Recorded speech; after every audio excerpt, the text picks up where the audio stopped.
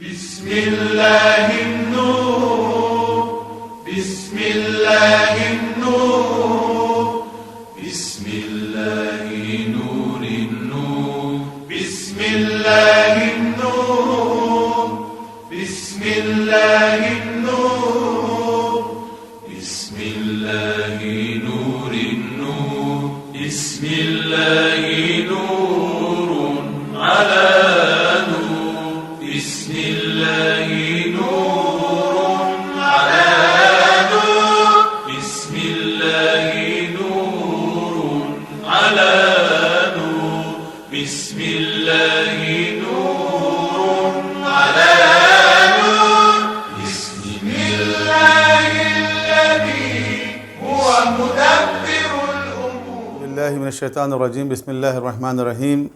الحمدللہ والصلاة والسلام علی رسول اللہ وعلی آلہ آل اللہ واللعنۃ الدائمۃ الابدیۃ علی اعدائہم اعداء اللہ من یوم عداوتہم الی یوم لقاء اللہ. دانشگاہ نجف کے رمضان پروگرام کا چھٹا لیکچر ہے اور آج کے لیکچر کا موضوع ہے نبوت خاصہ. ہم توحید پر اور پھر عدل الہی پر گفتگو کرنے کے بعد نبوت اور رسالت کی بحث میں داخل ہو رہے ہیں، اور نبوت اور رسالت کی بحث کو ہم دو حصوں میں کریں گے، نبوت خاصہ اور نبوت عامہ. نبوت خاصہ سے مراد یہ کہ 1,24,000 جتنے انبیاء علیہ السلام تشریف لائے ہیں ان کی کامن کوالٹیز کیا ہیں، کامن رسپانسبلٹیز کیا ہیں. اور نبوت خاصہ کا مطلب یہ ہے کہ پیغمبر ختم مرتبت حضرت محمد مصطفیٰ صلی اللہ علیہ وآلہ وسلم جن کے ہم امتی ہیں، تو ان کی نبوت اور رسالت کی خاص باتیں کیا ہیں. تو نبوت عامہ کی بحث کا آغاز کرتے ہیں. سب سے پہلے جب ہم نبوت اور رسالت کی بحث شروع کرتے ہیں تو ایک سوال سامنے یہ آتا ہے کہ ہمیں انبیاء کی ضرورت کیا ہے. انبیاء کی ضرورت. Why do we need prophets? کہ کیوں انبیاء کی ضرورت ہے؟ کیوں اس بات کی ضرورت ہے کہ کوئی ہمیں یہ سمجھائے اور بتائے کہ یہ اچھا ہے اور یہ برا، یہ صحیح ہے اور یہ غلط، یہ حق ہے اور یہ باطل، یہ خیر ہے اور یہ شر. انسان خود سمجھدار ہے، پڑھا لکھا ہے، ہوشیار ہے، انسان بہت ایڈوانس ہو گیا ہے ٹیکنالوجی میں، سائنس میں، فلسفی میں، لٹریچر میں، ہسٹری میں، پتہ نہیں کتنی ترقی کر چکا ہے اور خلا میں سفر کر رہا ہے اور سمندر کے تہہ میں اتر گیا ہے. اس انسان کو اگر کوئی آ کر یہ سمجھائے کہ یہ کرو اور یہ نہ کرو تو بعض اوقات وہ برا مان جاتا ہے اور کہتا ہے کہ ہم خود ہی صحیح کر لیں گے. تو دیکھیں اس کا بہت آسان جواب یہ ہے کہ اگر تو انسان کی عقل، اگر انسان کا شعور، اگر انسان کا علم، اگر انسان کی سائنس، اگر انسان کی ٹیکنالوجی، اگر انسان کی ہسٹری، فلسفی، literature, what ever they have, اگر یہ سب چیزیں ایک اچھا معاشرہ، ایک اچھی دنیا، ایک اچھا ماحول بنانے کے لیے کافی ہوتی، آخرت کی تو ہم بھی بات ہی نہیں کر رہے، ایک اچھی دنیا بنانے کے لیے بھی اگر یہ سفیشینٹ ہوتی تو آج دنیا بہت اچھی جگہ ہوتی. لیکن بدقسمتی سے آج کا زمانہ، جبکہ سائنس اور ٹیکنالوجی کا سب سے ترقی یافتہ زمانہ ہے، اس وقت ہم دیکھتے ہیں کہ دنیا بہت اچھی جگہ نہیں ہے، بلکہ یہاں پر جنگ ہے، جدل ہے، فساد ہے، لڑائی ہے، جھگڑا ہے، لوٹ کھسوٹ ہے، مفادات کی جنگ ہے. یہاں تک کہ آج تو ہم دیکھ رہے ہیں کہ انسانوں کا بنایا ہوا نظام کس طرح کولیپس کر گیا. تھرڈ ورلڈ کنٹریز کو آپ چھوڑ دیں، جو ایڈوانس کنٹریز ہیں، امریکہ، یورپ جیسے ممالک کا کیا حال ہے کہ آج ان کی اکانومی بیٹھ گئی، آج ان کا اسٹاک ایکسچینج کرش ہو گیا. اس کا مطلب یہ ہے کہ انسان کا جو یہ بنایا ہوا معاشرہ ہے، انسان کا جو بنایا ہوا یہ نظام ہے، اس کی اوقات یہی تھی. بس ایک چھوٹا سا وائرس، ایک معمولی سا جرثومہ جو انسانی آنکھوں سے کیا مائکروسکوپ سے بھی مشکل سے نظر آتا ہے، تو وہ اگر آ گیا تو انسان کی ساری ترقی ملیہ میٹ ہو گئی، سارے جہاز گراؤنڈ ہو گئے، ساری سڑکیں ویران ہو گئی، سارے انسان مقید ہو گئے. تو یہ انسان کی حیثیت ہے. اس کا مطلب یہ ہے کہ انسان کو صرف اپنی عقل، اپنے شعور، اپنے علم پر اکتفا نہیں کرنا چاہیے، بلکہ اس ہدایت کے نظام کی طرف جانا چاہیے کہ جو اصل میں انسان کی ہدایت کے لیے خدا کی طرف سے فراہم کیا گیا ہے. تو ہدایت بشری کا ایک الہی نظام ہے، انسان کی ہدایت کا، ہدایت بشری کا ایک الہی نظام. الہی نظام کیا ہے؟ الہی نظام میں عقل کی اہمیت ہے. یعنی جو ہم بات کر رہے تھے کہ عقل نے ایک معاشرہ بنایا، علم نے ایک معاشرہ بنایا، تو یہ علم، یہ ٹیکنالوجی، یہ سائنس، یہ سب کیا، یہ عقل ہی کا کھیل ہے نا۔ تو عقل کی ایک اہمیت جو الہی ہدایت کا نظام ہے اس کے اندر بھی ہے، لیکن عقل کا کام صرف یہ ہے کہ یہ عقل جو ہے وہ اس الہی نظام کی شناخت کرے اور اس کو قبول کرے۔ ہدایت فراہم کرنا خداوند عالم کا کام ہے، اور اس بات کو قرآن کریم نے بیان کر دیا کہ انا علینا للہدیٰ، خدا کہتا ہے ہدایت فراہم کرنا میرا کام ہے، ہدایت دینا خدا کا کام ہے، انسان کا کام نہیں۔ تو خدا نے ہدایت کا اہتمام کیا، اس ہدایت کے اہتمام میں سب سے پہلی چیز تو عقل رکھی گئی کہ عقل وہ ہے جو انسان کو شعور دیتی ہے، جو اچھائی اور برائی کے درمیان فرق بتاتی ہے، خیر اور شر کے درمیان فرق بتاتی ہے، یہ عقل۔ اور پھر اللہ نے انبیاء علیہ السلام کو مبعوث کیا، بھیجا انسانوں کی ہدایت کے لیے۔ اب عقل کا کام کیا؟ عقل کا کام یہ ہے کہ ان کی نبوت اور رسالت کی شناخت کرے، پہچانے، اور جب سمجھ میں آ جائے کہ واقعی یہ خدا کے نمائندے ہیں، خدا کی حجت ہیں، نبی ہیں، رسول ہیں، امام ہیں، امامت بھی اسی سلسلہ ہدایت کی ایک کڑی ہے، تو جب شناخت ہو جائے تو ان کو قبول کریں، ان کی باتوں کو قبول کریں، ان سے ہدایت لیں، ان پر ایمان لے کر آئیں۔ یہ بنیادی طور پر ہدایت کا نظام ہے۔ اس میں انبیاء علیہ السلام کو خدا نے جہاں بھیجا تو ان میں سے بعض نبیوں کو آسمانی کتابیں بھی دی تاکہ وہ کتاب کے ذریعے بھی ہدایت حاصل کریں۔ تو وہی رسالت، کتاب، یہ سب چیزیں اس ہدایت کا انتظام ہے۔ اور ہر قوم میں خدا نے نبیوں کو بھیجا۔ قرآن کریم کہتا ہے وَلِكُلِّ قَوْمٍ ہاد، ہم نے ہر قوم میں ہدایت دینے والا بھیجا ہے۔ بعض لوگ یہ سوال بھی کرتے ہیں کہ جو قرآن کریم میں نام ہیں 25 نام، وہ تو مڈل ایسٹ میں آنے والے نبی ہیں، تو افریقہ میں کون نبی آیا، ہندوستان میں کون نبی آیا، چائنا میں کون نبی آیا؟ تو دیکھیں قرآن کریم میں تو 24-25 نام ہیں، انبیاء تو 1,24,000 ہیں، اور 1,24,000 کی بھی ایک روایت ہے حضرت ابوذر غفاری سے جو شیعوں میں بھی معتبر ہے اور سنیوں میں بھی معتبر ہے۔ اسی روایت کے بنیاد پر کہا جاتا ہے کہ نبیوں کی تعداد 1,24,000 ہے، 313 ان میں رسول ہیں۔ رسول وہ ہیں جو براہ راست وہاں سے ہدایت لیتے ہیں، وہی آتی ہے ان کے پاس، احکامات آتے ہیں، اور ہر رسول جو ہے وہ نبی بھی ہوتا ہے، لیکن ہر نبی رسول نہیں ہوتا، یعنی ہر نبی پیغام ریسیو نہیں کرتا، میسنجر نہیں ہوتا، اور ہر نبی کا کام البتہ تبلیغ کرنا ہے، تو وہ تبلیغ اسی دین، اسی شریعت کی کرتے ہیں جو ان سے پیشرو رسول لے کر آئے ہیں۔ کچھ ان میں سے اولو العزم پیغمبر ہیں جو صاحب شریعت ہیں، نوح علیہ السلام اور ابراہیم علیہ السلام اور موسیٰ اور عیسیٰ علیہ السلام اور پیغمبر ختمی مرتبت۔ کچھ صاحب کتاب ہیں، جیسے 4 آسمانی کتابیں، قرآن میں ان کا تذکرہ بھی آیا ہے، اور 4 ہی نہیں ہے، اس کے علاوہ بھی ہیں، جیسے ابراہیم علیہ السلام کے لیے آیا ہے وصحف ابراہیم و موسیٰ، ابراہیم علیہ السلام کی کتاب اور موسیٰ علیہ السلام کی کتاب، یا یحییٰ خذ الکتاب، اے یحییٰ اس کتاب کو تھام لو، اس کا مطلب یحییٰ علیہ السلام پر بھی کوئی کتاب آئی ہے۔ تو کتابیں 4 نہیں ہیں، لیکن 4 کتابیں وہ ہیں جو بائی نیم آ گئی قرآن کے اندر، تورات، زبور، انجیل، قرآن۔ پچھلی کتابیں تحریف ہو گئیں، تبدیلی آ گئی، ایبروگیٹ ہو گئیں، لیکن ہمارا ایمان ہے کہ وہ کتاب جس نبی پہ نازل ہوئی تھی وہ برحق تھی، خدا کی طرف سے تھی۔ اس وقت جو ان کے فالوورز کے پاس ہے وہ اصلی نہیں ہے، لیکن جو خدا کی طرف سے نازل ہوئی تھی اس کے اوپر ہمارا ایمان ہے۔ تو یہ پورا ایک ہدایت کا نظام ہے۔ یہ ہدایت کا نظام اس لیے ضروری ہے کہ فقط عقل کی مدد سے، فقط اپنی علم کی مدد سے، فقط سائنس یا فلسفی کی مدد سے انسان ہدایت کے تقاضے پورے نہیں کر سکتا۔ بہت سی چیزیں ایسی ہیں جس کا تعلق عالم غیب سے ہے، اس دنیا سے نہیں ہے، وہاں تک انسان کیسے پہنچے گا؟ مثال کے طور پر سائنس انسان کو یہ تو بتا سکتی ہے کہ انسان کی موت کیسے واقع ہوئی، انسان بیمار کیسے ہوا، اس کا علاج کر دے گی سائنس۔ لیکن اگر ایک انسان مر گیا، اب مرنے کے بعد کیا ہے؟ اب ڈاکٹر سے پوچھے ڈاکٹر صاحب یہ انسان تو مر گیا، اب اس کا کیا کریں؟ ڈاکٹر کہے گا اس کے میری فیس ادا کریں اور لے جائیں اور اس کو تجہیز و تکفین کریں، جو بھی آپ کے مذہب کے مطابق فنرل سیریمنی ہے وہ کریں۔ لیکن کیا اس انسان کی کہانی ختم ہو گئی؟ اس کے بعد کچھ نہیں ہے؟ اس سوال کا جواب ڈاکٹر کے پاس نہیں ہے، بلکہ اس سوال کا جواب حاصل کرنے کے لیے انسان کو وحی سے رجوع کرنا پڑے گا، تاکہ اس کے پاس وہ اطلاع ہے جو غیب والی اطلاع ہے۔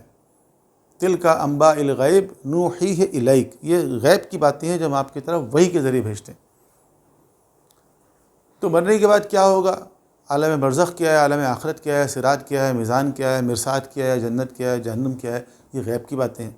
انسان اپنی عقل سے یا علم سے یا سائنس سے یا ٹیکنالوجی سے یا فلسفی سے یہاں تک نہیں پہنچ سکتا، سوائے اس کے کہ اس کا رابطہ وحی سے ہو جائے، اور وہی ہر انسان کے اوپر نہیں آتی۔ اللہ نے اپنے خاص بندوں کو اس کے لیے منتخب کیا ہے، وہی کو ریسیو کرتے ہیں، تو ہمارا رابطہ ان سے ہوگا تو ہم اس وحی کی تعلیمات کو حاصل کر سکتے ہیں۔ اس وحی کے ذریعے انسان کو بتایا گیا ہے کہ سعادت کا راستہ کیا ہے، کمال کا راستہ کیا ہے، انسان کو خدا نے خلق کیوں کیا ہے، کائنات کو کیوں پیدا کیا۔ یہ جو ساری باتیں ہیں یہ خود خالق انسان، خالق کائنات کا جو پوائنٹ آف ویو ہے وہ انسان کو جب حاصل ہوگا جب اس کا رابطہ وحی سے ہوگا۔ اور چونکہ خدا کو سوال جواب کرنا ہے، آخرت میں حساب و کتاب لینا ہے، ریوارڈ اور پنش کا ایک پورا کانسیپٹ اللہ نے رکھا ہے، اس لیے ہمارا پوائنٹ آف ویو یہ ہے۔ مکتب تشیع میں ایک تھیوری ہے جس کو کہتے ہیں قاعدہ لطف۔ قاعدہ لطف یہ ہے کہ چونکہ خدا نے کہا ہے انسان سے حساب و کتاب لے گا، چونکہ خدا نے انسان کو ایک خاص ذمہ داری کے ساتھ بھیجا ہے اور اس سے پوچھا جائے گا کہ تم نے زندگی کیسی گزاری، لہذا خدا کے اوپر ضروری ہے کہ وہ انسان کی ہدایت کا انتظام کرے۔ خدا کے لیے ضروری ہے، اگر خدا ہدایت کا انتظام نہ کرے اور ایک انسان تک ہدایت نہ پہنچی اور اس کو اٹھا کے خدا نے جہنم میں ڈال دیا تو یہ عدل الہی کے خلاف ہے۔ چونکہ ہم عدل الہی کے قائل ہیں اس لیے ہم قاعدہ لطف کے بھی قائل ہیں کہ لطف الہی کا تقاضا یہ ہے کہ جہاں بنیادی ضروریات کا خدا نے خیال رکھا ہے وہاں انسانی ہدایت جو انسان کی ایک بڑی ضرورت ہے اس کا بھی خداوند عالم اہتمام کرے۔ اور چونکہ خدا نے اہتمام کر دیا ہے وحی اور رسالت اور نبوت کے ذریعے، آسمانی کتابوں کے ذریعے، اور پیغمبر اکرم کے بعد جو ہیں وہ ائمہ طاہرین کے ذریعے، لہٰذا اب انسان پر حجت تمام ہو گئی ہے۔ تو انبیاء جو ہیں وہ اتمام حجت کے لیے بھی ہیں، جیسے کہ سورہ نساء میں ہے کہ رسلا مبشرین و منذرین لأن یکون للناس علی اللہ حجہ، کہ جو رسول آئے مبشرین ہیں اور منذرین ہیں، بشارت دینے والے ہیں اور ڈرانے والے ہیں، تاکہ لوگوں کے پاس خدا کی طرف سے حجت تمام ہو جائے بعد الرسول وکان اللہ عزیزا حکیمہ۔ تو اتمام حجت کے لیے خدا نے انبیاء علیہ السلام کو مبعوث کیا ہے، تاکہ بعد میں انسان یہ نہ کہے کہ ہمارے پاس کوئی ڈرانے والا نہیں آیا تھا، بتانے والا نہیں آیا تھا۔ قرآن کریم میں ہے کہ جب لوگ جہنم میں جا رہے ہوں گے تو داروغہ جہنم ان سے صرف یہ سوال کریں گے کہ کیا تمہارے پاس کوئی ہدایت دینے والا نہیں آیا تھا، کوئی ڈرانے والا نہیں آیا تھا، کوئی بشارت دینے والا نہیں آیا تھا؟ اور چونکہ آیا ہوگا اس لیے انسان اس کا انکار نہیں کر سکتا۔ تو یہ جو سوال ہے کہ انبیاء صرف مڈل ایسٹ میں آئے، تو ایسا نہیں ہے، انبیاء تو دنیا کے ہر خطے میں آئے۔ وَلِكُلِّ قَوْمٍ هَادٍ وَلَقَدْ بَعَثْنَا فِي كُلِّ أُمَّةٍ رَسُولًا، ہم نے ہر امت میں رسولوں کو مبعوث کیا ہے۔ یقیناً افریقہ میں بھی نبی آئے ہوں گے، یقیناً ایشیا میں بھی نبی آئے ہوں گے، یقیناً چائنا میں بھی نبی آئے ہوں گے، لیکن ضروری نہیں ہمارے پاس ان کے لسٹ ہو، ان کے نام ہو، ہمارے پاس تو چند نام ہیں فقط، اس لیے ہمیں نہیں معلوم کہ وہ کون تھے۔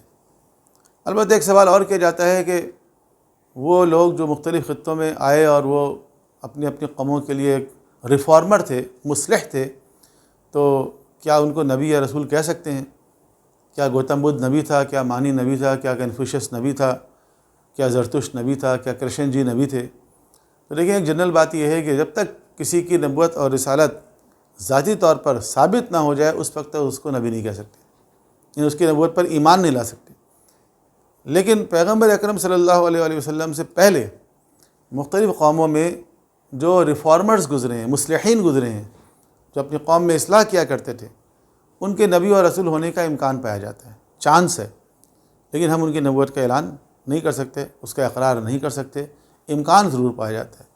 لیکن پیغمبر اکرم چونکہ خاتم النبیین ہے اور ان کا خاتم النبیین ہونا ثابت ہے، لہذا اس کے بعد اگر کوئی شخص دعویٰ کرے گا، مرزا غلام احمد قادیانی اگر کہتا ہے میں نبی ہوں، تو اس کو آؤٹ رائٹلی ریجیکٹ کیا جائے گا اور اس کو قبول نہیں کیا جائے گا۔ یہ سوال بھی کیا جاتا ہے کہ کیا اگر کسی تک ہدایت نہیں پہنچی تو وہ جہنم میں جائے گا؟ اگر واقعی ہدایت نہیں پہنچی تو جہنم میں نہیں جائے گا، یہ عدل الہی کے خلاف ہے۔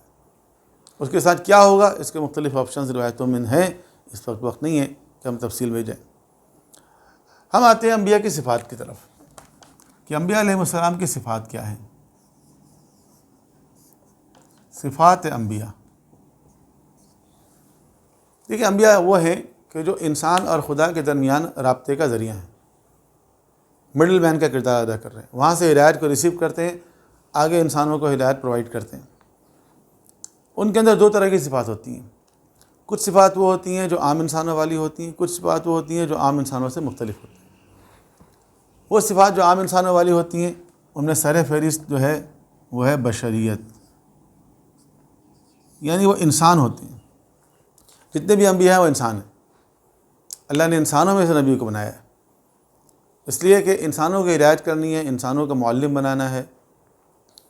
لہذا انسان ہی انسان کے لیے ہادی ہوتا ہے، انسان ہی انسان کے لیے معلم ہوتا ہے، اور انسان ہی انسان کے لیے آئیڈیل اور ماڈل کریکٹر پیش کر سکتا ہے. اور اس کائنات میں جو اشرف المخلوقات ہے وہ انسان ہے. جن تو نہیں ہیں، فرشتے تو نہیں ہیں، انسان تو مسجود ملائکہ ہے. تو اس لیے انسانوں میں سے اللہ نے نبی بنایا ہے، انسانوں کو ہدایت کرنی تھی. اور یہ بات قرآن کریم کی بہت ساری آیتوں کے اندر ہے. اور سورہ بنی اسرائیل کے اندر کہا گیا آیت نمبر 93 میں کہ هل كنت الا بشر رسولا، کہ سوائے بشر، سوائے انسان اور رسول کے کچھ اور بھی ہیں. اور پھر آگے کہا گیا کہ وما منع اللہ ان یؤمنوا اذ جاءہم الہدی، کس چیز نے لوگوں کو روکا ہے کہ جب ان کے پاس ہدایت بھی پہنچ گئی، الا ان قالوا ابعث اللہ بشر رسولا، مگر یہ کہ انہوں نے کہا کہ کیا خدا نے انسان کو رسول بنا دیا ہے. یہ 94 آیت ہے. 95 میں کہا گیا قل لو کان فی الارض ملائکۃ یمشون مطمئنین لنزلنا علیہم من السماء ملکا رسولا. آپ کہیے کہ اگر وہ زمین پر فرشتے چل رہے ہوتے تو ہم آسمان سے کسی فرشتے کو رسول بنا کے بھیجتے. زمین پہ تو انسان رہ رہے ہیں، انسان آباد ہیں، انسان بس رہے ہیں، انسان کی رعایت کرنی ہے. اس لیے اللہ نے انسان کو رسول بنا کر بھیجا ہے، کیونکہ انسان ہی انسان کے لیے آئیڈیل ہو سکتے ہیں، فرشتے نہیں ہو سکتے. اگر وہ انسان نہ ہوتے، انبیاء علیہ السلام اگر عام انسانوں کی طرح نہ ہوتے، زندگی ان کی ایسی نہ ہوتی، کھانا نہیں کھاتے، پانی نہیں پیتے، نیند نہیں آتی، اونگ نہیں آتی، بیمار نہیں ہوتے، تیر اور تلوار سے ان کو نقصان نہیں پہنچتا، تکلیف نہیں ہوتی، تو وہ ہمارے لیے آئیڈیل نہیں ہوتے. ہم لوگ تو چونکہ بہت بہانے باز واقع ہوئے ہیں، لہٰذا ہم بہانے کرتے. ہم کہتے اچھا وہ نماز پڑھا کرتے تھے، نماز تو ان کے لیے کیا مسئلہ ہے، ان کو تو نیند نہیں آتی تھی. ہمارے لیے تو فجر کی نماز بہت مشکل ہے، نیند آتی ہے بہت تیز اس وقت. اچھا وہ روزے بھی رکھتے تھے، ان کو تو نہ بھوک لگتی تھی نہ پیاس، ان کا کیا مسئلہ ہے، جتنے چاہے روزے رکھ لیں. اچھا رائے خدا میں خیرات بھی کرتے تھے، ان کا کیا مسئلہ تھا، نہ بیوی نہ بچے نہ گھر کا خرچ. نماز پڑھی، جائے نماز الٹا نیچے سے نوٹوں کی گڈی نکل آئی، رائے خدا میں بانٹ دیا.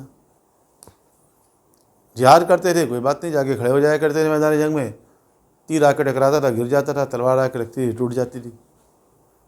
تو اللہ نے ایسا نہیں بنایا، بلکہ ایسا بنایا جو کھانا بھی کھاتا ہے، پانی بھی پیتے ہیں، سوتے ہیں، جاگتے ہیں، شادیاں بھی کرتے ہیں، بچے بھی ہوتے ہیں، ان کی بھی ضروریات زندگی ہے، ان کی بھی سوشل لائف ہے، ان کی بھی فیملی لائف ہے. وہ بھی بیمار ہوتے ہیں، وہ بھی صحت مند ہوتے ہیں، وہ بھی اگر میدان میں جا کے تیر لگ جائے، تلوار لگ جائے، زخمی ہوں گے، خون بہے گا، تکلیف ہوگی اور موت بھی آ جائے گی. یہ ساری چیزیں جو ایک عام انسان کے اندر ہوتی ہے وہی ان کے اندر ہوتی ہے. اسی چیز کی طرف اشارہ ہے سورہ کہف میں، قل انما انا بشر مثلکم، آپ کہیے کہ میں تمہاری طرح ایک انسان ہوں، میں تمہاری طرح کا انسان ہوں. البتہ مسلمانوں میں سے ایک گروہ ایسا بھی ہے وہابیوں کا کہ جب وہ کہتا ہے انسان، تو بعض اوقات وہ ان کو ان کے درجے سے کافی نیچے لے آتا ہے اور کہتا ہے وہ ہماری طرح ہی انسان تھے، بس وہ نبی تھے، ہم نبی نہیں ہیں. ایسے ہے جیسے ہمارے بڑے بھائی، معاذ اللہ. تو ایسا نہیں ہے کہ وہ آپ کے بڑے بھائی کی طرح ہیں. جہاں قرآن کریم نے کہا قل انما انا بشر مثلکم، آپ کہیے میں تمہاری طرح کا انسان ہوں، آگے ہے یوحا الیہ، وہی آتی ہے میرے پاس. بنیادی فرق کیا ہے؟ وہی آتی. تمہارے پاس وہی آتی ہے نہیں آتی، تمہارے بڑے بھائی کے پاس آتی ہے نہیں آتی، تمہارے ابا جان کے پاس آتی ہے نہیں آتی، دادا جان کے پاس آتی تھی نہیں آتی. وہی کا مطلب یہ ہے کہ ان کا براہ راست اللہ سے رابطہ ہے، تمہارا نہیں ہے. بنیادی فرق یہ ہے، چونکہ وہ خدا کے بنائے ہوئے، خدا کے بھیجے ہوئے ہیں، براہ راست خدا سے ان کا رابطہ ہے اور تمہارا رابطہ نہیں ہے. یہ بنیادی فرق ہے. تو انسان ہی ہیں، لیکن ایسے انسان ہیں کہ جن کو خدا نے ہماری ہدایت کے لیے منتخب کیا ہے۔ دوسری چیز جو ہے وہ علم وہبی ہے، کہ جو علم ہے ان کے پاس وہ خدا کی طرف سے عطا کیا ہوا علم ہے۔ جتنے بھی انبیاء ہیں وہ کسی مدرسے میں نہیں جاتے، کوئی کتاب نہیں پڑھتے، کسی استاد کے پاس زانو ادب طے نہیں کرتے، لیکن ان کے پاس ایک علم ہوتا ہے وہ جو خدا کی طرف سے حاصل کیا ہوا ہوتا ہے، اور اس میں اضافے کی دعا کرنے کے لیے کہا گیا وَقُلْ رَبِّ زِدْنِی عِلْمًا، کہ آپ علم میں اضافے کی بھی دعا کریں۔ تو یہ جو علم ہے جو خدا کی طرف سے عطا کیا ہوا ہے اس کو کہتے ہیں علم وہبی یا علم لدنی۔ ہمارے پاس جو علم ہوتا ہے ہم پڑھتے ہیں، کوشش کرتے ہیں، استاد کے پاس جا کے بیٹھتے ہیں، کتابیں کھولتے ہیں، کچھ سیکھتے ہیں، حاصل کرنے کی کوشش کرتے ہیں، اس کو کہتے ہیں علم کسبی، کسب کیا ہوا علم، ایکوائرڈ نالج ہے۔ ان کے پاس جو ہے وہ bestowed knowledge, God gifted knowledge ہے۔ جو ہماری نالج ہے ایکوائرڈ نالج، اس کے اندر غلطی کا امکان ہے، بھول چوک کا امکان ہے، اوور اسٹیمیشن، انڈر اسٹیمیشن، مس کیلکولیشن، یہ سارے پاسبلٹیز، آپشنز موجود ہیں۔ ان کے پاس جو علم ہے چونکہ خدا کی طرف سے عطا کیا ہوا علم ہے، لہذا اس کے اندر کوئی غلطی کا، بھول چوک کا، عصیان کا، نسیان کا، ہذیان کا امکان نہیں، پرفیکٹ ہے وہ۔ اب وہ کیا جانتے تھے اور کیا نہیں جانتے تھے اس کے بارے میں بحث کرنا بیکار ہے۔ کیا وہ علم غیب جانتے تھے؟ علم غیب کے بارے میں قرآن کریم کی بہت ساری آیتیں ہیں۔ بعض آیتیں یہ بتاتی ہیں کہ علم غیب سوائے خدا کے کوئی نہیں جانتا۔ وَعِندَهُ مَفَاتِحُ الْغَیْبِ مفاتیح الغیب لا یعلمها الا هو، غیب کی چابیاں اسی کے پاس ہیں اور اس کے علاوہ کوئی نہیں جانتا۔ عالم الغیب والشہادہ وہی ہے، اور انبیاء کو کہا گیا ہے کہ وہ یہ جملہ کہیں کہ قل لا اقول لکم عندی خزائن اللہ ولا عالم الغیب، کہ آپ کہیے کہ میرے پاس کوئی اللہ کا خزانہ نہیں ہے اور نہ میں عالم غیب ہوں۔ ولا اقول لکم انی ملک، نہ میں کہتا ہوں کہ میں فرشتہ ہوں۔ تو یہ آیتیں کہی ہیں، لیکن آگے چل کے یہ بھی کہا گیا ہے کہ ایک تو جو وحی ہے یہ بھی غیب کی قسم ہے، تلک من انباء الغیب نوحیھا الیک، یہ جو وحی ہے یہ بھی ہم تمہاری طرف کر رہے ہیں، یہ کیا ہے؟ غیب کی خبریں ہیں کہ قبر میں کیا ہوگا، حشر میں کیا ہوگا، صراط میں کیا ہوگا، میزان میں کیا ہوگا، یہ سب غیب کی باتیں وحی کے ذریعے پہنچی۔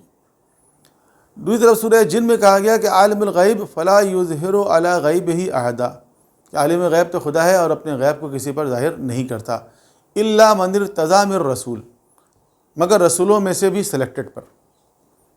تو رسولوں میں سے جو سلیکٹڈ ہیں ان پر خدا غیب کو ظاہر کر دیتا ہے، بس جتنا خدا غیب کو ظاہر کرتا ہے اتنے وہ عالم الغیب ہو جاتے ہیں۔ یعنی بے نفس ہی بے ذات ہی عالم الغیب نہیں ہے، مگر یہ کہ خدا ان کو غیب کا علم عطا کر دیتا ہے، جتنا خدا عطا کرتا ہے اتنے وہ عالم الغیب بن جاتے ہیں۔ تیسری چیز یہ ہو گئی۔ چوتھی چیز جو ہے وہ ہے ولایت تکوینی۔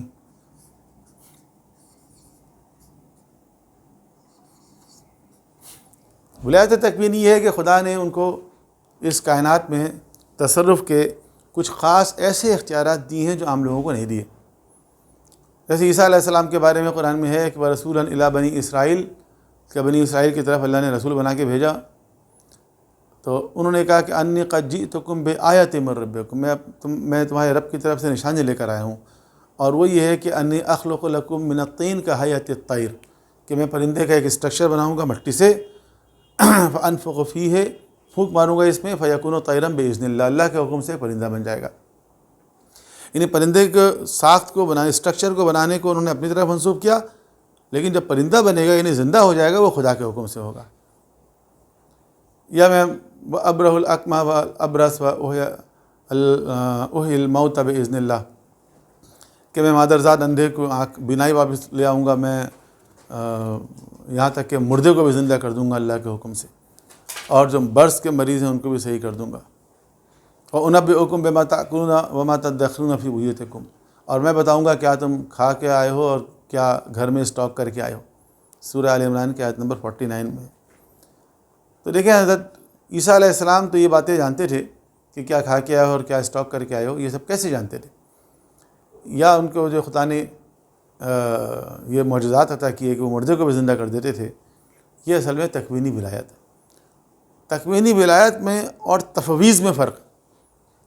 تفویض کے قائل وہ لوگ ہیں جو کہتے ہیں خدا نے اپنے اختیارات مثلا نبی کو یا ائمہ تعین کو دے دیا ہے اور ہینڈ اوور کر دیا، جبکہ تکوینی ولایت کا یہ مطلب نہیں کہ خدا نے ہینڈ اوور کر دیا ہے، بلکہ تکوینی ولایت کا مطلب یہ ہے کہ خدا نے اس کائنات میں تصرف کا کچھ اختیارات ان کو وہ دیے ہیں جو عام لوگوں کو نہیں دیے ہیں، اور جو اختیارات خدا کے ہیں وہ خدا ہی کے پاس ہیں، جو خدا نہیں دینا چاہتے ہیں۔ غیب کا مطلب یہ نہیں کہ ساری باتیں خدا نے بتا دی، لیکن غیب کی بعض باتیں وہ جو خدا نے ان کو بتا دی ہیں، اس حد تک وہ عالم الغیب ہے۔ یعنی یہ سمجھ لیں کہ دیوار کے پیچھے کیا ہے یہ مجھے نہیں معلوم، لیکن اگر دیوار کے پیچھے ایک کیمرہ لگا دیا جائے اور یہاں ایک ٹی وی لگا دیا جائے تو مجھے پتہ چل جائے گا کہ دیوار کے پیچھے کیا ہے۔ لیکن جتنا اس کیمرے کو گھمایا جائے گا اور جہاں جہاں دکھانے والا دکھائے گا اتنا ہی میں دیکھ سکوں گا، اس سے زیادہ نہیں دیکھ سکتا۔ بس جتنا خدا نے ان کو غیب کا علم عطا کیا اتنے ہی وہ عالم غیب ہیں۔ اب اس کی تشریح میں جانے کی ضرورت نہیں ہے کہ وہ کیا جانتے تھے اور کیا نہیں جانتے تھے۔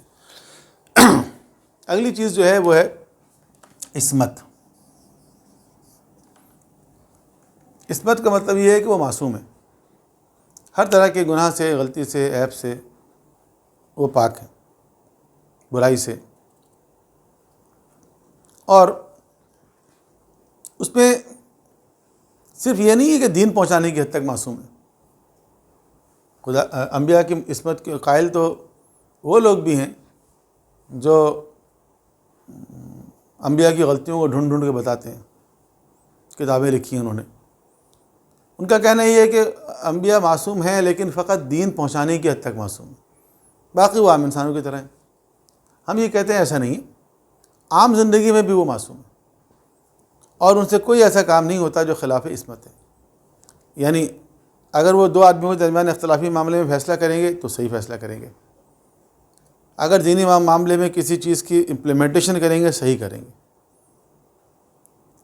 چیزوں کے بارے میں اگر وہ ڈیسیجن لیں گے، چاہے وہ ڈیسیجن پولیٹیکل ہو، چاہے وہ ڈیسیجن فوجی ہو، جنگ کے بارے میں ہو، بالکل صحیح لیں گے، غلط نہیں لیں گے۔ زندگی کے عام مسائل ہوں، جو بات کریں گے بالکل صحیح بات کریں گے۔ کیوں؟ اس لیے کہ اصل میں دیکھیں ان کا علم جو ہے وہ خدا کی طرف سے عطا کیا ہوا ہے، اور وہ علم جو ہے یقین کی منزل پہ فائز ہے۔ ہمارا علم ابھی یقین کی منزل پہ فائز نہیں ہوا ہے، علم ہے لیکن وہ یقین کی منزل پہ نہیں ہے۔ اگر ہمارا علم بھی یقین کی منزل پہ فائز ہو جائے تو ہم بھی وہ غلط کام نہیں کریں گے۔ پچھلے لیکچر میں نے مثال دی نا کہ ہم قدرت رکھتے ہیں کہ چھت پہ جا کے چھلانگ لگاتے ہیں لیکن نہیں لگاتے، کیوں؟ ہم جانتے ہیں اس کا انجام بھیانک ہے۔ تو اسی طرح ہر گناہ کا ایک انجام ہے، وہ ہمارے علم میں بھی بعض اوقات ہوتا ہے، قرآن کی آیت کو پڑھ کے یا حدیث کو پڑھ کے، لیکن وہ ابھی ہمارا علم جو ہے یقین کے منزل پہ فائز نہیں ہوا ہے۔ جس دن یقین کے منزل پہ فائز ہوگا اس دن اس پر عمل شروع ہو جائے گا، چاہے وہ دین کا معاملہ ہو، چاہے وہ دنیا کا معاملہ ہو۔ اس لیے انبیاء علیہ السلام کے پاس جو علم ہے وہ یقین کی منزل پہ فائز ہے، چونکہ یقین کی منزل پہ فائز ہے اس لیے وہ اس کے اوپر عمل کرتے ہیں۔ عصمت کی وجہ سے، عصمت کا مطلب یہ نہیں ہے کہ وہ گناہ کرنے کی صلاحیت نہیں رکھتے، گناہ کرنے کی صلاحیت رکھتے ہیں لیکن گناہ نہیں کرتے۔ اچھا، اب بہت سی مثالیں دی جاتی ہیں، خود قرآن سے دی جاتی ہے کہ بعض نبیوں کے بارے میں قرآن کریم میں بھی آیا ہے کہ ان سے کوئی غلط کام ہو گیا، جیسے آدم علیہ السلام کے لیے کہ آدم علیہ السلام نے نافرمانی کر دی، جس درخت کے قریب جانے سے منع کیا گیا تھا اس کے قریب چلے گئے اور بعد میں توبہ کی، تو کہا ربنا ظلمنا انفسنا وَإِن لَّمْ تَغْفِرْ لَنَا وَتَرْحَمْنَا لَنَكُونَنَّ مِنَ الْخَاسِرِينَ۔ اے اللہ ہم نے اپنے نفسوں پہ ظلم کیا۔ حضرت نوح علیہ السلام کے بارے میں ہے کہ انہوں نے کہا لا الہ الا انت سبحانک انی کنت من الظالمین۔ تو یہ جو چیزیں ہیں یہ کیا ہیں؟ ان کو ہم گناہ نہیں کہتے، ان کو ہم کہتے ہیں ترک اولا۔ ترک اولا، ترک اولا کیا ہے؟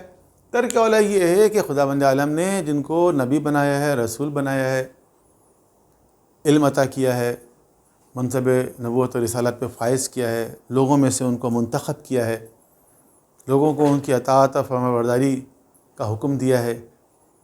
تو خدا نے جو ان کو اتنا پریسٹیجیس مقام عطا کیا ہے، تو خدا کی طرف سے تقاضا یہ ہے کہ وہ ہمیشہ بہترین عمل انجام دیں گے، اور بہترین کام کو چھوڑ کے کوئی اس سے نچلے درجے کا کام انجام نہیں دیں گے.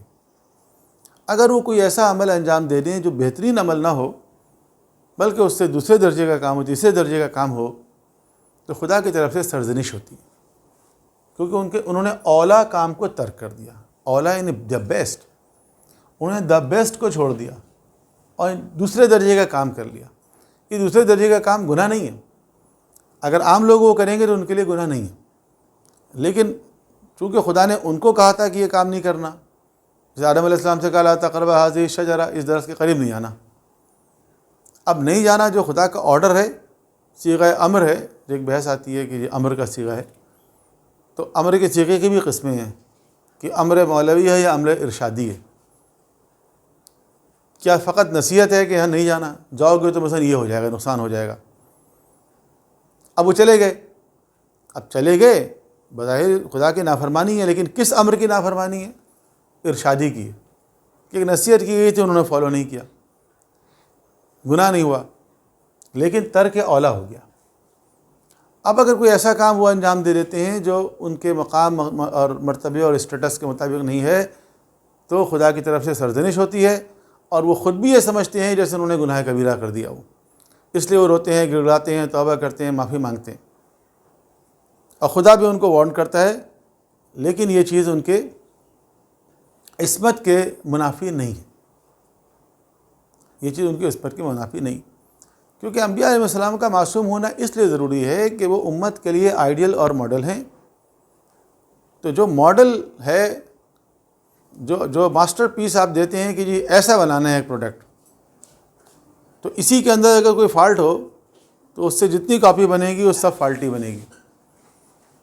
تو آئیڈیل ماڈل کریکٹر جو اللہ کی طرف سے انبیاء علیہ السلام کا پیش کیا گیا انسانیت کے لیے کہ یہ تمہارے حاضر ہیں، یہ تمہارے آئیڈیل ہیں، یہ تمہارے ماڈل کریکٹر ہیں، اگر ان کے اندر کوئی فالٹ ہو، ان کے اندر کوئی نقص ہو، ان کے اندر کوئی عیب ہو، ان کے اندر کوئی کمی ہو، تو امت کو تو یہ کہا گیا ہے کہ ان کو فالو کرنا ہے، اتباع کرنا ہے، کاپی کرنا ہے. لقد کان لکم فی رسول اللہ اسوۃ حسنہ، اسوہ ہیں وہ تمہارے، ان کو دیکھو اور کاپی کرو. تو پوری امت گمراہ ہوگی، اس لیے ایسا کام وہ انجام نہیں دیتے اور وہ معصوم ہوتی. ترک اولا کا تعلق ان کے مقام اور مرتبے سے ہے. دنیا میں بھی ایک انسان کسی بڑے پوسٹ پہ پہنچتا ہے، اس کی کچھ ریکوائرمنٹ ہوتی ہے. ایک بڑی پوسٹ پہ ایک انسان بیٹھا ہوا ہے، وہ جینز اور ٹی شرٹ پہن کے آفس نہیں آ سکتا، وہ گرمی میں بھی سوٹ پہن کے آتا ہے، اس کی ریکوائرمنٹ ہے. کوئی بہت بڑا آدمی فرض کریں کہ وزیر اعلیٰ، وزیر اعظم اگر ٹھیلے پہ چھولے خرید کے کھا رہے ہوں تو لوگ فوراً تصویر کھینچنا شروع کر دیں گے، مووی بنانا شروع کر دیں گے. وہ کہے گا میں حرام چیز تو نہیں کھا رہا ہوں، پیسے دے کے کھا رہا ہوں، خرید کے کھا رہا ہوں. نہیں، جو آپ کا اسٹیٹس ہے اس کے خلاف ہے. تو جو اسٹیٹس ہے اس کا خیال رکھنا پڑتا ہے. خدا کی طرف سے بھی انبیاء علیہ السلام کا ایک خاص اسٹیٹس ہے، لہذا وہ اس کا خیال رکھتے ہیں. اب یہ ہے کہ انبیاء علیہ السلام کی ذمہ داریاں کیا ہیں. اب جتنا وقت ہے میں کوشش کرتا ہوں کہ اس کو جلدی سے کچھ چیزیں بیان کر دیں.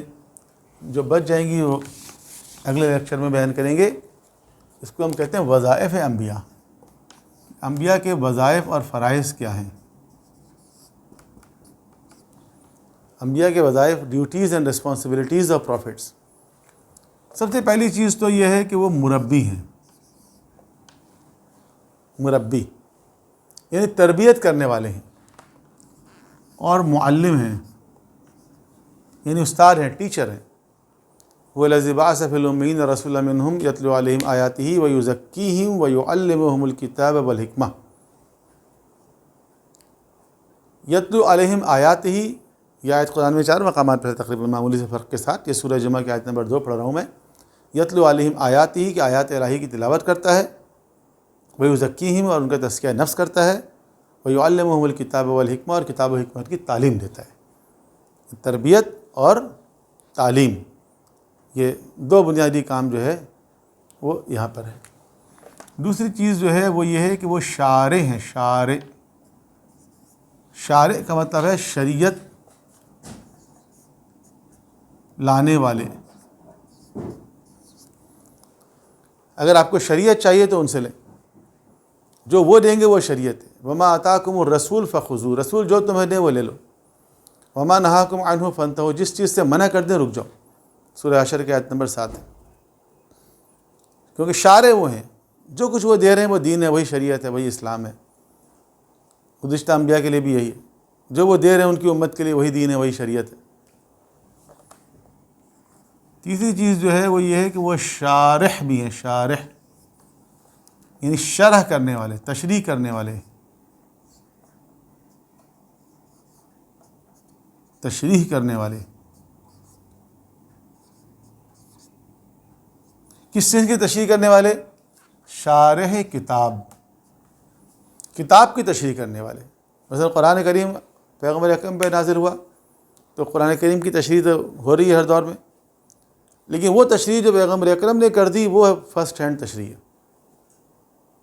کیونکہ خدا نے ان کی ایک ذمہ داری یہ بھی لگائی ہے کہ وہ انزلنا الیک الذکر لتبین للناس، کہ ہم نے آپ کی طرف جو ذکر کو بھیجا ہے تو اس کو لوگوں کے لیے کھول کے بیان کر دیں.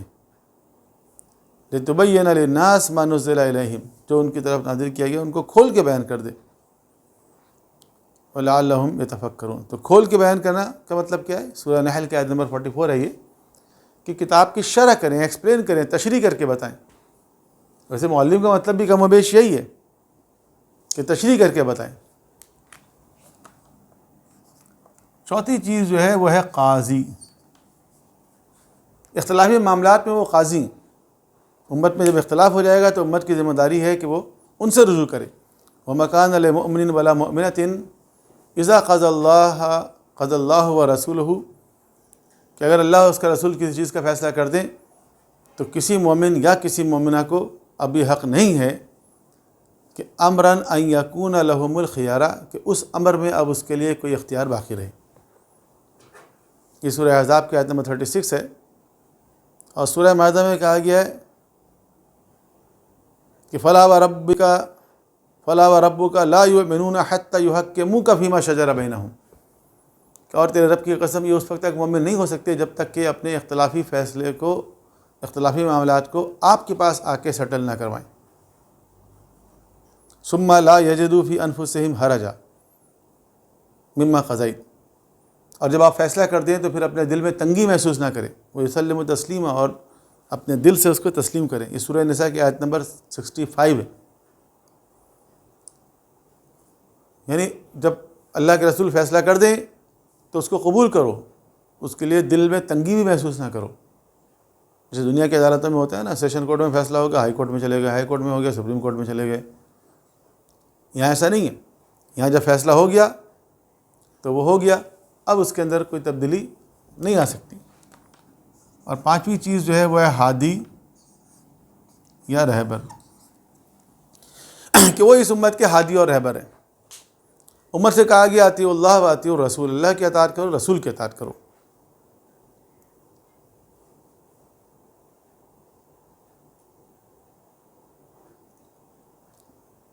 بس باقی ہم کسی اور نقطے کو بیان نہیں کرتے.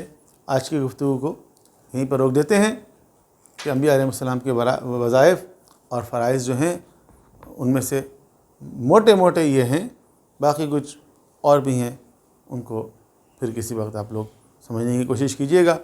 فی الوقت چونکہ لمیٹڈ ٹائم کا یہ لیکچر ہے اس لیے بہت تفصیل کے ساتھ بیان نہیں کر سکتے. والسلام علیکم ورحمۃ اللہ وبرکاتہ. اللهم صل على محمد وآل محمد.